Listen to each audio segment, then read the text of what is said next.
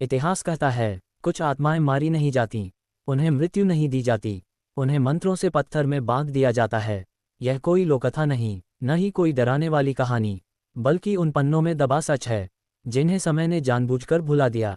आरव को ये बात तब पता चली, जब वह नौकरी के सिलसिले में एक पुराने कस्बे में रहने आया। कस्बा ऐसा, जहाँ दिन में भी सन्नाटा बोलता था। टूटी छतें, झुके हुए मंदिरों के शिखर और दीवारों पर उगे हुए काले निशान, जैसे समय यहाँ रुककर सड़ गया हो। लोग कम बोलते थे, और जब बोलते तो निगाहें झुका लेते। आरव ने इसे अंधविश्वास समझा। उसे शहरों की आदत थी, जहाँ हर डर का नाम कल्पना होता है। पहली ही रात अमावस्या थी, आकाश में चांद नहीं था, पर अंधेरा सामान्य नहीं था। वह अंधेरा भारी था, जैसे कोई चीज़ नीचे दबाई गई हो और बाहर आने को तड़प रही हो। रात ठीक 3:17 बजे आरव की नींद अचानक खुल गई। कमरे में सब कुछ वैसा ही था।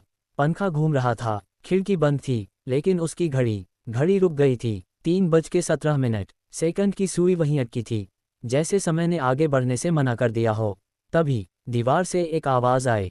कोई तेज चीख नहीं, कोई डरावनी हंसी नहीं, बल्कि एक गहरी, भारी, थकी हुई आवाज़, जिसमें सदियों का बोझ था। कलयुग में भी थोड़ा ठहराव, जैसे बोलने वाला शब्द ढूंढ रहा हो, किसी ने मेरा नाम लिया है। आरव का शरीर सुन्न हो गया। उसने सांस रोकी, आवाज़ फिर नहीं आई, पर दीवार अब ठंडी नहीं थी, उसमें हल्की सी गर्माहट थी, जैसे पत्थर के पीछे कुछ जीवित हो। जी, आरव ने खुद को समझाया, ये पुराना घर है, पुरानी दीवारें हैं, आवाज़ें आती होंगी, लेकिन उसके भीतर कहीं एक सवाल उठ चुका था। अगर यह सिर्फ आवाज़ थी, तो उसे यह कैसे पता था कि यह कलयुग है? और अगर यह आत्मा थी, तो वह मरी क्यों नहीं? बाहर कहीं दूर किसी मंदिर की घंटी अपने आप बज उठी। जी, और उसी क्षण आरव को एहसास हुआ, ये कस्बा इतिहास को नहीं छुपा रहा था, ये कस्बा इतिहास को कैद करके आज तक जिंदा रखे हुए था। और उसी पल दीवार के अंदर से वही थकी हुई आवाज़ फिर से गूंजी, अब की बार और पास और साफ।